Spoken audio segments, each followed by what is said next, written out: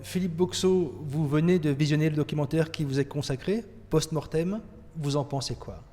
Il n'est pas consacré qu'à moi, il est consacré à toute mon équipe. C'est ça que je trouve génial dans ce documentaire, c'est qu'on se rend compte que médecin légiste, on n'est pas tout seul, qu'on travaille en équipe, qu'on travaille avec les autres et qu'en même temps, voilà, on se relaie les uns les autres et on s'entraide. C'est un métier où il en faut beaucoup. Ce qui m'a plu, c'est de voir aussi mes assistants et de voir un peu comment ils travaillent, parce que ça vaut la peine aussi de les voir a posteriori. J'ai fini de les former, donc je ne les suis plus partout, et de les voir sur le terrain, ça m'a beaucoup plu. Au niveau du contenu, on n'a pas trahi votre manière de fonctionner? Au niveau du contenu, aucune trahison de la manière de fonctionner, aucune non plus, comment dire, ostentation, c'est-à-dire qu'on ne voit pas des morceaux de corps. On n'est pas là pour faire du voyeurisme, hein. Donc on ne voit pas des corps complets quand on est en train de les ouvrir pour aller voir les organes internes et répondre aux questions que nous pose les magistrats.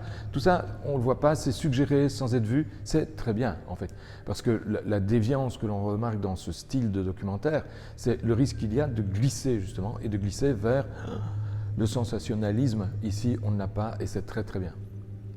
Pourquoi avoir accepté d'être suivi sur le long cours pour la première fois durant plus d'1 an? Pour faire connaître le métier. Donc moi, ce que j'aime, c'est de faire connaître mon métier. C'est pour ça aussi que j'ai écrit des bouquins, c'est pour faire connaître la profession. On a besoin de gens. C'est un métier qui est très dur, c'est un métier que peu font à vie, hein.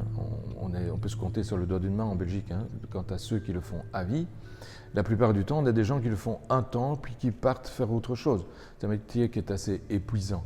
Donc, clairement, c'est beau de le voir comme ça. C'est un métier en pénurie également. C'est un métier en pénurie depuis très longtemps, en fait quasiment depuis toujours, hein. D'abord parce qu'il ne séduisait pas beaucoup, maintenant il séduit beaucoup, beaucoup mieux en tout cas, mais voilà, pour ce qui est de rester, c'est compliqué. Vous savez, c'est un métier qui se fait, vous l'avez vu, on le voit dans le reportage, on le voit très bien, de garde. Ça veut dire que le médecin légiste, pendant 24 heures ou plus, ça dépend de la durée de sa garde, met sa vie en suspens. Il n'y a plus qu'une seule chose qui compte, c'est l'appel téléphonique du magistrat qui va nous dire il y a un cadavre, allez voir à tel endroit. C'est un documentaire, même si on l'ignorait à l'époque du tournage, aura aussi une vocation historique parce que la salle d'autopsie dans laquelle nous sommes n'est plus en activité. Elle n'est plus en activité, cette salle d'autopsie, elle était en activité depuis 1962. Voilà. Et là, en 2023, j'ai décidé de la fermer parce qu'elle n'est plus aux normes environnementales et parce que aussi maintenant, il y a une chose qu'on aime faire avec les cadavres, c'est ce qu'on appelle de l'autopsie virtuelle, c'est-à-dire présenter les cadavres dans un scan pour faire un scanner du corps mort et voir ce qu'il y a à voir. Je n'ai pas de scanner ici, j'ai un scanner, l'université a un scanner au centre hospitalier universitaire, il est pas très loin de la salle d'autopsie, donc voilà, on fait le scan et puis en autopsie, on fait les deux et on rentre dans une dynamique qui est beaucoup plus moderne que de simplement autopsier. Est-ce que toutes les équipes de télévision du monde auraient été capables de produire un tel documentaire ou est-ce qu'il faut quand même s'accrocher? On a vu que ce n'était pas évident. En fait, ça dépend de l'intervieweur. Il y a deux trucs qui sont importants. Le premier, c'est d'avoir le cœur bien accroché, parce qu'on voit des choses qui ne sont pas données à tout le monde, quoi, hein. On voit de la médecine égale de terrain, avec les putréfiés, les meurtres d'enfants, enfin tout ce que l'on voit et qui est assez insupportable pour monsieur tout le monde. Et puis la deuxième chose, c'est de voir quelqu'un qui soit sympathique avec l'équipe et avec qui ça match. Parce que si on a un journaliste qu'on n'a pas envie d'avoir dans les pattes, on ne va pas l'appeler. Et donc le reportage ne sera pas terrible. Si je vous dis que de tous les reportages que j'ai faits, c'est celui qui a été le plus marquant, vous me croyez? Oui, je veux bien le croire. Parce que je le vois aussi quand je fais les conférences, quand je présente mon métier au public, à travers des chaînes YouTube comme Légende, hein, etc. C'est vraiment des reportages, des séquences, on dit comme on veut, des podcasts qui sont marquants vu le nombre de vues. Marquants d'abord quand on a une bonne entente avec l'intervieweur, ça va toujours beaucoup mieux. Ça c'est une chose que j'ai découvert et qui est très importante. Et puis le sujet, hein. La mort c'est un sujet tabou. Et la médecine égale, elle sort rarement de ses morgues, hein. Elle reste plutôt enfermée. Je crois qu'on est parmi les premiers à vraiment sortir et à montrer la médecine égale telle qu'elle existe, telle qu'elle est. Ce sujet connaît un succès tel, dans la mesure où il nous concerne tous, vous pensez? Oui, je crois. Il y a d'abord le fait que la mort est un tabou, et nous on la traite sans le moindre tabou. Donc ça pour moi c'est le premier élément.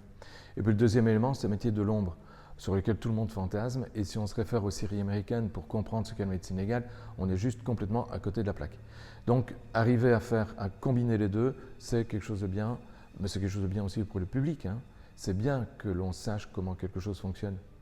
On vous voit sur des dizaines de plateaux, vous êtes partout, un livre, deux, un troisième, Quelle limite vous êtes-vous fixé? Je me suis fixé une limite qui est je m'amuse ou je m'ennuie. Ça, c'est la première chose. Pour l'instant, je m'amuse, ça va.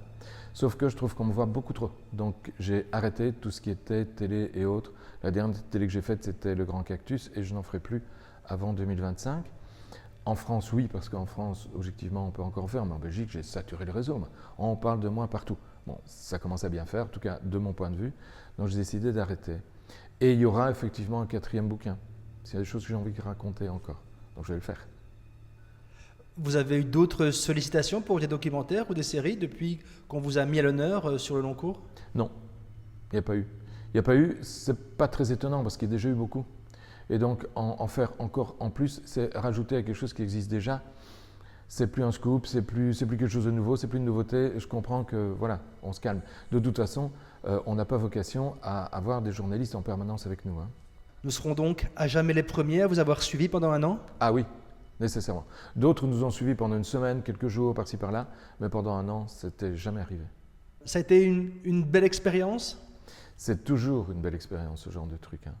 On apprend à découvrir un milieu qui n'est pas le nôtre. Objectivement, votre milieu, ce n'est pas le mien. Et vous, l'inverse. C'est peut-être plus facile pour nous que pour vous, objectivement, d'aborder un domaine comme le mien. Mais c'est une belle expérience, oui. Oui, absolument. Une recommandation du professionnel à tous ceux qui vont regarder ce documentaire? Profitez de la vie tant qu'elle est là, parce qu'elle est courte et vous ne savez pas combien de temps elle durera.